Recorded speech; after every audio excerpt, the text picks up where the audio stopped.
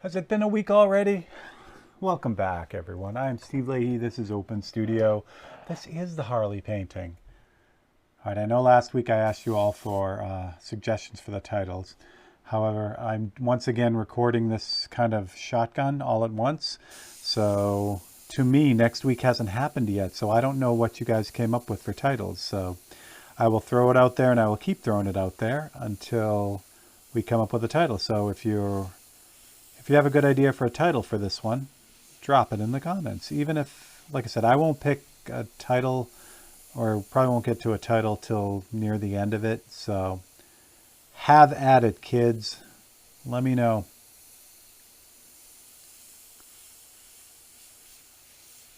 Where we're at is the same thing. I'm just going to kind of pick at this with the black because when I get all the black in here, I know I have a lot more details to put in and that kind of stuff. But when I get this the kind of blocked off with all the black, this paint is going to feel like so close to being done. And that's emotionally with something like this painting, because it's such a long haul, to be at that point will just like fire me up to finish it, because I'll see the light at the end of the tunnel.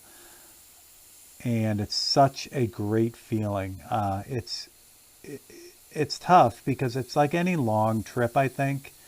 You know, if you're in the middle of the trip and your goal is to just kind of get there, the middle of the trip is the hardest because you've already gone such a long way. You still have a long way to go. It just feels not hopeless, but everyone knows that feeling. You know, it's just like, ah. So when you get to this point, like if you're long distance driving and you get in that last state or last county, you're like, yes, yes. Even if you're tired, you're still excited. That's where I'm at right now. So by getting this whole thing kind of blocked in now, I'll be right there. I'll be, close to home, I guess. Still have a lot, again, still have a lot to do, but but it's a big thing. So, like I still have to fix all of this stuff here, that scratch down there and all this. I have to come up with a way to get this worked out. It's a bummer that it happened because it's a difficult thing to fix. Uh, but I'll figure that out when I get there. That's not for right now. I want to cover some ground right now.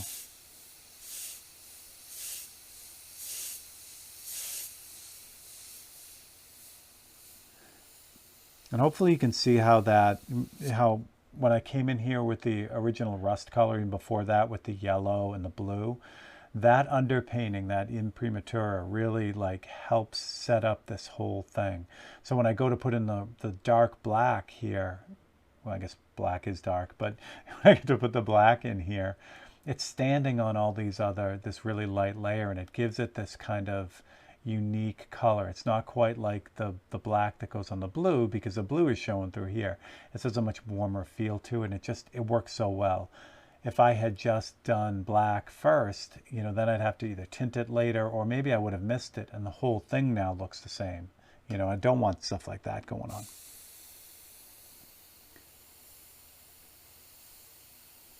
This black is still the 1:5 mix, so it's 1 part paint to 5 parts 4011 reducer. So I'm still looking to cover, I'm still looking to really dig in these dark areas right off the bat. It's been working really well. So I can kind of get some of the tighter details, but I really don't want to get too tied up with getting really super tight details with this. It's just not meant for it. It's designed to get like these jet black areas done really quickly.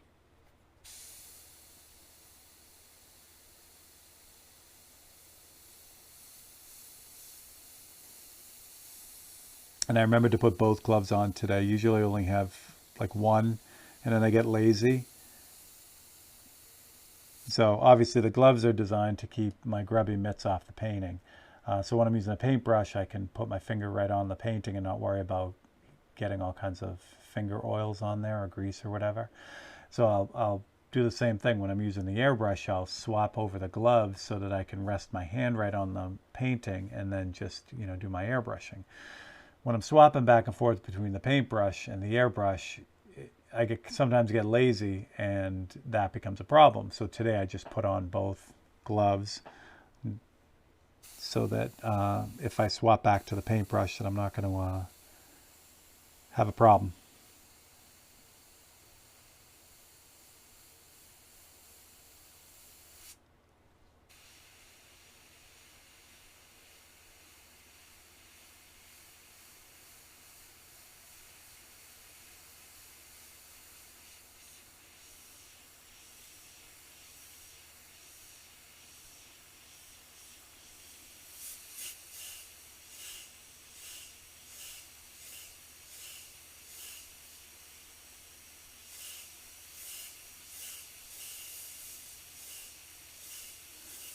Again, if you're new, welcome. Thanks for coming by. You guys are coming in right at the end, which is great. That could go either way, you know. You get to see the, the frosting on the cake, so to speak. But, if you go into a party and you show up at the very end, you won't get any food, so that's no good. The good news is you can always go back and watch the other episodes. So you have a lot of catching up to do, though. But welcome. Totally appreciate you guys coming in and hanging out.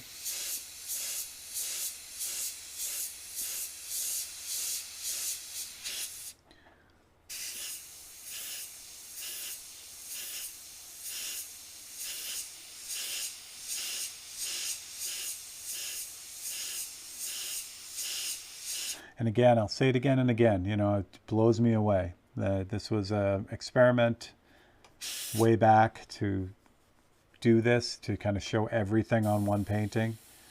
And the response has been awesome, and I truly appreciate it.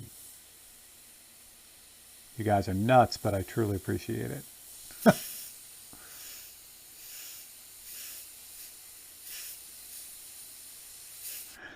So the only thing that's different about Open Studio and the way I really work, and I've said it before, is that there's always music going in the background. I'll just kind of roll from one thing to another.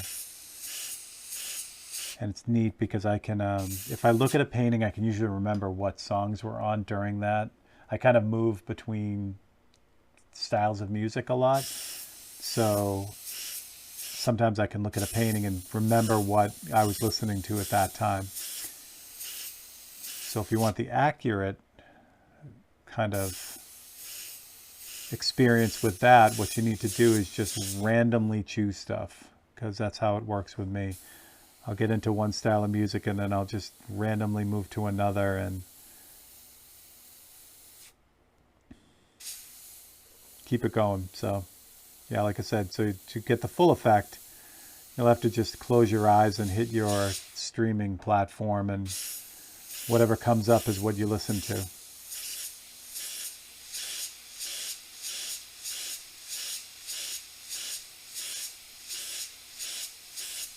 Or the other thing I'll do, since you guys are on YouTube, is I will watch a lot of YouTube. Not really watch, I'll have it just on in the background. So there are a lot of, depending on, what I'm kind of looking for that type of thing, a lot of it is just discussion type YouTube channels. So when you have a creator that is like just kind of going over a topic and there isn't so much visual type of input, that's what I kind of do when I'm working. So I'll have that going on in the background so I can listen to it, but don't necessarily have to watch it. So it's not quite like a fail video or something that you have to pay attention to because you need to watch it. So that's kind of what goes on here.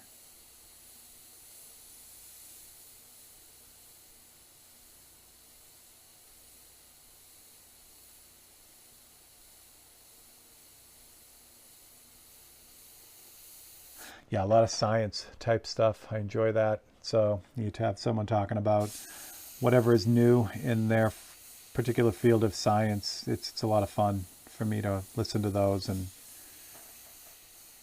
kind of kill two birds with one stone. I keep myself entertained while I'm working, but I also get to learn a few things, which is always fun.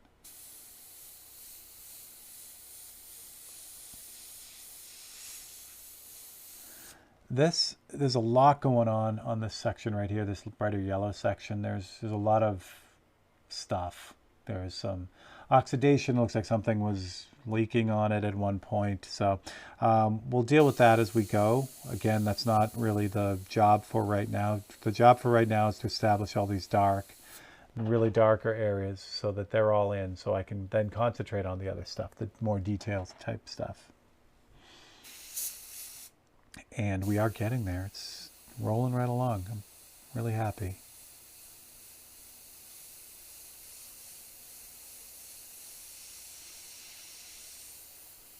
So just trying not to get too hung up on the details. I mean, like this bolt here, it'd be nice to grab some of it, but I don't have to get it perfect or anything right now.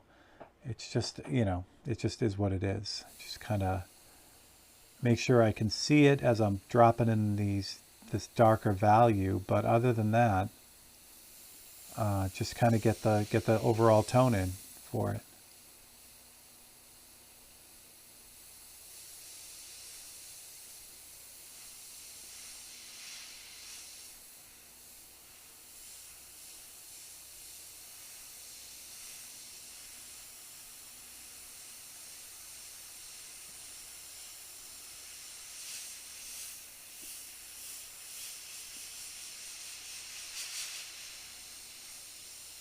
And of course, any of the highlights and stuff, these will get much brighter when I'm done, but they're going to be the end. You know, they're going to be at the end. So again, when it comes down to it, as long as I can still see it, see where it's supposed to be, that's really okay that I got a little bit of extra paint on it, like overspray or whatever. That's okay. That's totally okay. Again, I just got to be able to see where it is roughly so that when I get to it with the details, I can pull it back out. A lot of blue on this, some of the stuff in here too. But again, same thing. We'll get to that once it's all really blocked in. All right, the running board here is got a really nice sharp edge on it. So I'm just going to grab, this is a random splatter template from Tommy Ham Art, but it has a nice straight edge on it. So I'm going to use that. Just line that up. And I'm going to spray, so I'm doing I can't talk. I'm going to do the edge of this running board. So I'm going to only spray about halfway up because I'm going to flip the template around to get the sharper edge on the top side of it. So I just basically try to get the lower edge done first and make sure that the paint is going up about halfway to where it's ultimately going to be.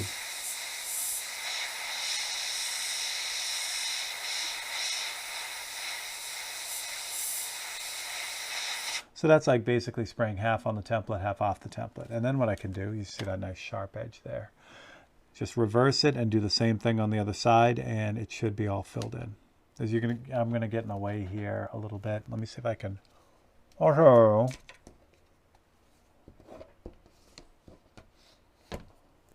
that was I have an airbrush in my mouth, and what I said was, I'll tell you what I'm gonna do. Let's move this, slide this over. So you guys can see that. That goes there. Okay. I put a little scratch in it already. Yay. Okay. Same deal. So, I want to make sure I'm not near a dot though. A hole. So same deal here. So I'm going to do the same thing. I'm going to kind of split the pass. I'm going to put the airbrush right on the edge.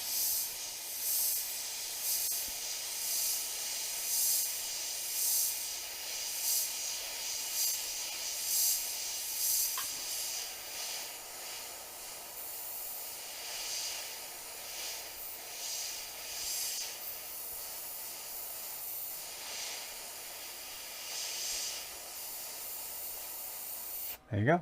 So the nice thing about doing it this way, what I just did there with the freehand shield, that shield, instead of masking that off, I could have grabbed, you know, some FBS tape, like this gold tape, and then just, you know, rip off a piece like this. And just, you know, drop it on here and then grab another piece and put it on the top. The nice thing about what I just did was it gives it kind of a modeled look, where if this was all taped off and masked, the tendency is to just like wash over the whole thing with the color that you're putting on that area. And that would give me a really even tone, which is great if that's what you're looking for. But again, this bike is beat up. So by kind of doing it this way, I have kind of an uneven tone in here just by default, because I'm being careful not to get paint everywhere. So that kind of, you kind of kill two birds with one stone. I get a nice sharp edge where it should be, but then I get this nice modeling in between. And it's, again, everything on this painting, it's really subtle, but those really subtle things all add up to something that looks real. And that's what I'm going for. Looking real. All right, where are we at here? I don't even know what I got left here. Okay. Good. And again, look at what happened here on the outside edge. I don't know if you can see that, but I just by moving it that one time, I scratched off a bunch of paint on the edge. So we're going to do something real quick. Well, I'll do it before the end of this episode to kind of show you how as I'm getting close to the edge now and working on the edge, I'll show you how I protect that with the UVLS.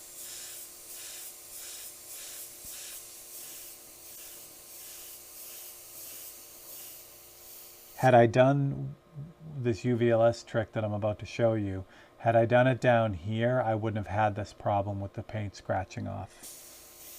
But I didn't think of it, and I obviously didn't think that it would get damaged like it does, or had.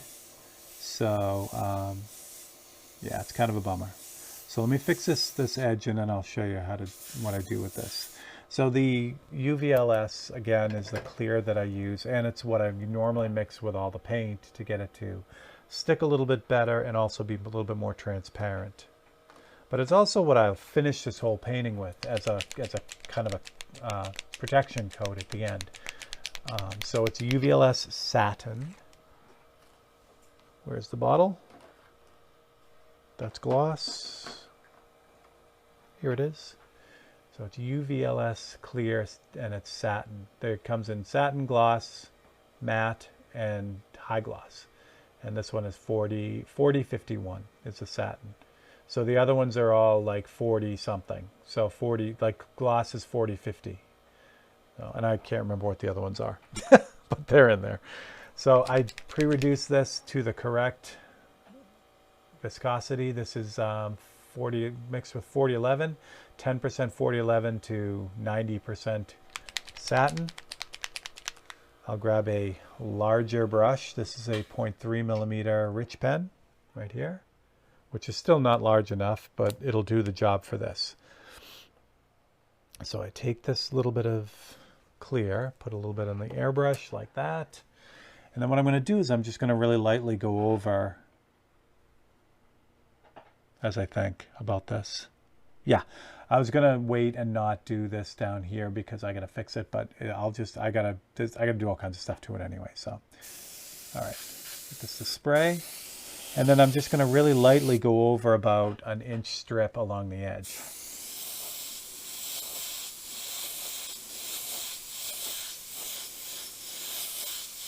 Okay, so I just put the first coat on.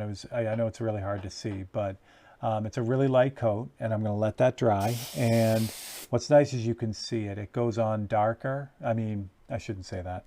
It's completely clear, but you can see the wetness in the clear. It appears darker as you kind of look at it from an angle. When it dries, it goes back to being invisible. So it's like anything. Like if your shirt gets wet, it's darker, right? It's the same deal here. So once that's dry, I can see it's the same, value now as everything else. I'm just going to hit this again. And I'll get closer so you can see the angle that I'm working at. But here, this would be straight on the painting. What I'm doing is I'm hitting it at this angle, like a 45-degree angle, so that I know I'm getting it all along the rolled over edge of this painting. So I'll hit that edge again, get it to the point where I can see it, just run some air over it. And maybe one more coat.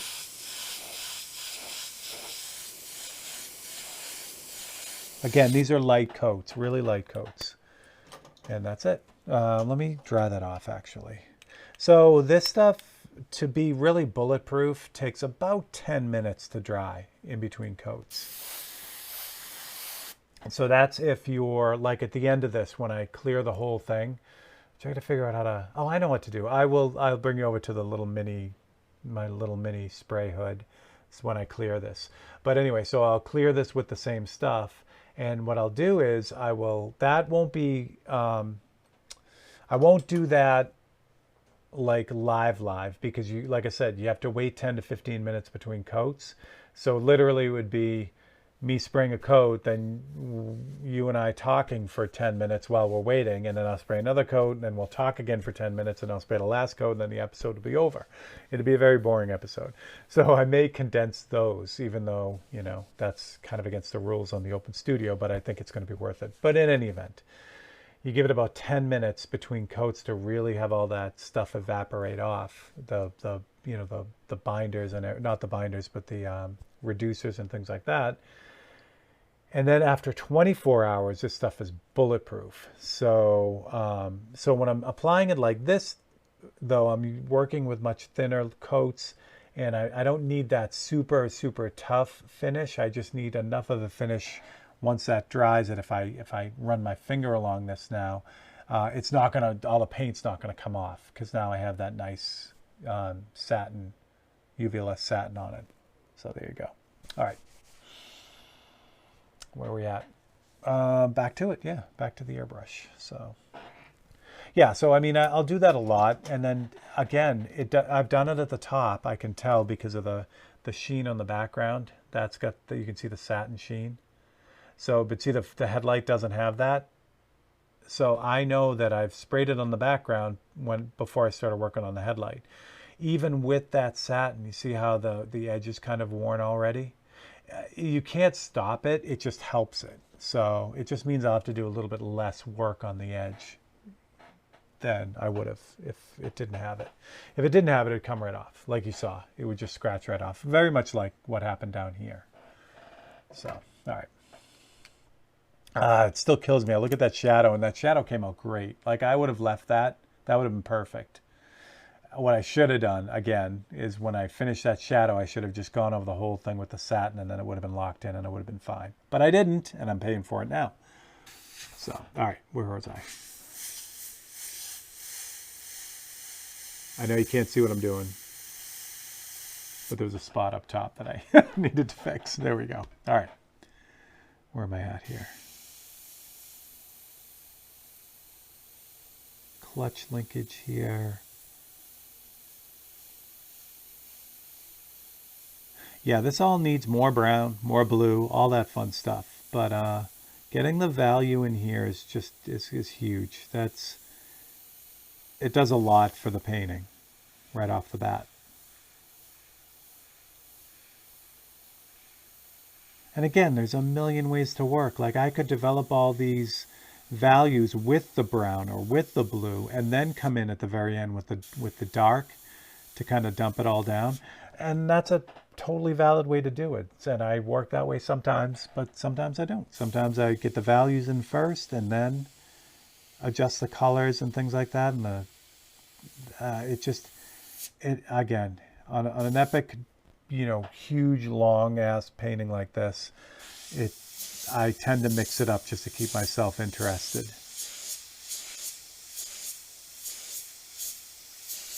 When you first get to Nebraska and the vast fields are so beautiful, then after about 10 hours of it, you're like, okay, I need something else to mix it up.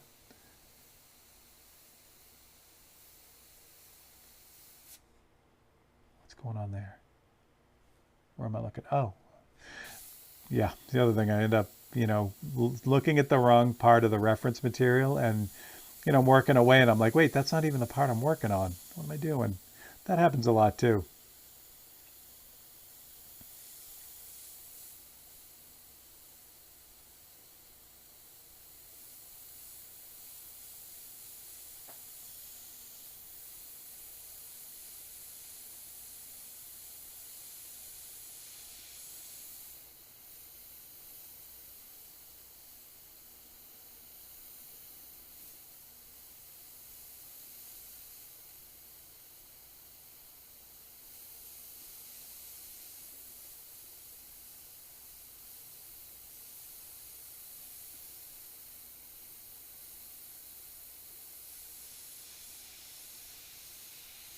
Lovely. Yeah, there's a lot going on this. It's a lot of cool on this bright yellow section right here. There's a lot of cool streaky stuff and rusty stuff and whatever else is going on there. It's going to be fun. And then, of course, the running board has the Harley logo on it, which is also fun. That's going to be good. Make that look all dusty and dirty and worn out. What's going on here? This is super dark.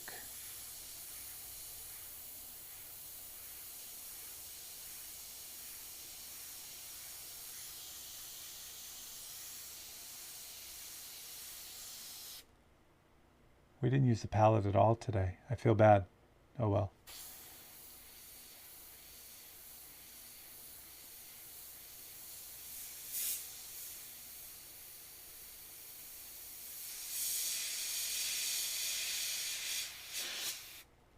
And that, yeah.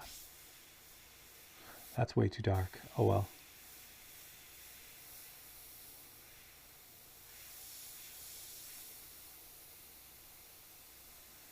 I was going to say that's artistic license, you know, when you screw up, but that's really not. It has to be intentional to be artistic license. If it's a mistake, then it's a mistake, and you can just, I think you should own up to it. Drives me nuts when people are good talkers, essentially. So they'll take something that's unintentional, but give some crazy worldly reason for doing it in that way, when really all it was a big mistake. I'd have more respect if they just said, yeah, this screwed up, but I really liked it. It's like, oh yeah, that's cool. You guys see up here? No, you can't see up here. I'm going to move this down a little bit because I missed the spot that I can finish up now. But yeah, we're there. Well, I mean, the next episode, we're just going to start digging into the details and adjusting this out, and it's going good. Yeah, so yeah, I forgot this area. Well, I didn't forget, but I just didn't get to this area right up here. It's really dark up here too.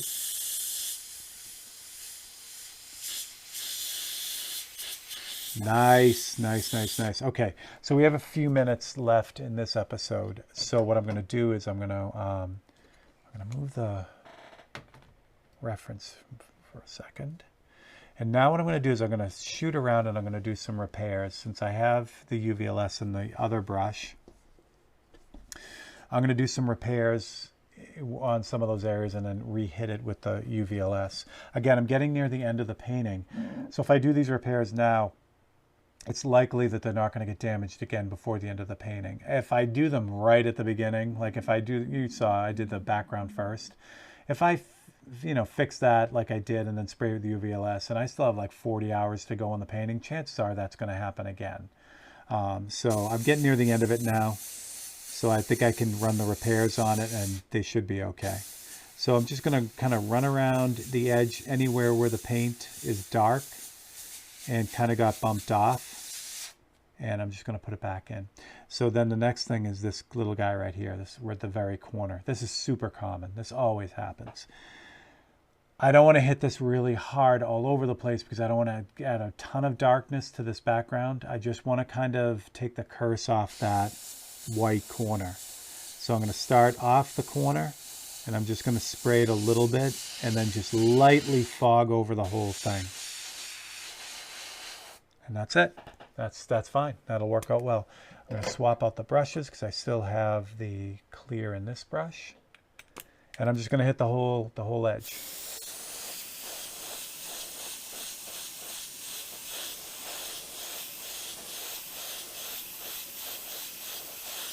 Again, nothing crazy. I went over it about 3 or 4 times. Again, light coats, so I'm going to be careful not to bump that while that's drying. And then this side, same deal here. So this has, oh, you can't see it because I'm not in camera. There we go.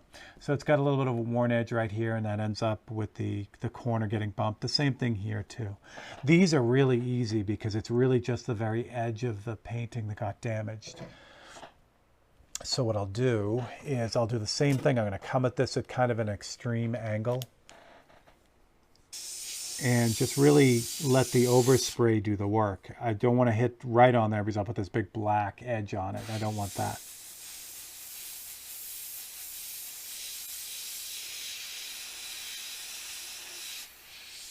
Same thing on this one. I turn this so I get the right angle.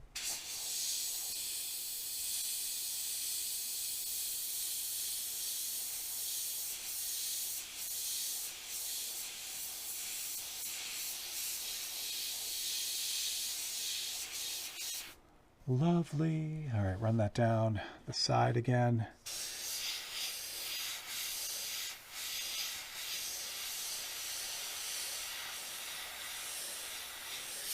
Good. I'm not going to do down here because this is a really light gray. If I hit this with black, you'll see it. It's really just for the darker areas up the top. And the same deal here. So I'll grab the UVLS.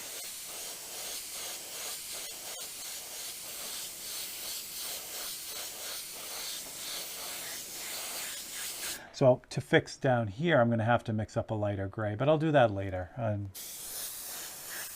not feeling it now. Here we go. I ran out. I'll put a little bit more in so I don't feel I have enough on there. Did I put it back where it should go? Yes, I did. Amazing that I put it back where it should be, which is so unlike me. Usually it's like in Narnia somewhere.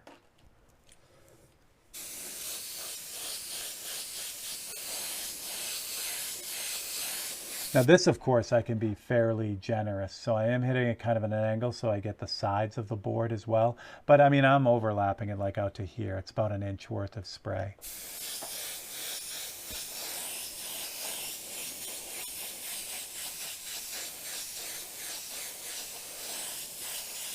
There we go. That's good. And actually, I'm going to dry that with a little bit of air too, because that's awful wet right there.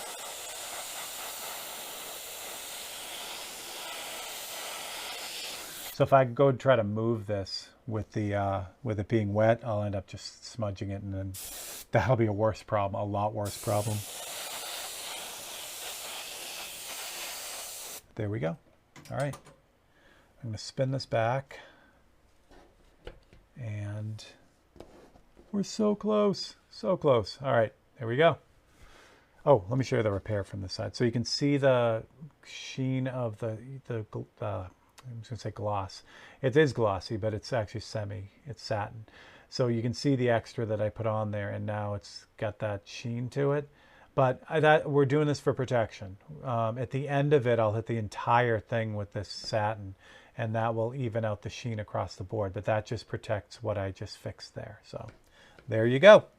All right, I'm Steve Leahy. This is, I would say Tech Tuesday, but it's not. This is Open Studio. Thank you all for coming by. Again, if you enjoyed it, hit that like and subscribe. And I'd love to have you around more. And I will see you guys next week. Thanks a lot.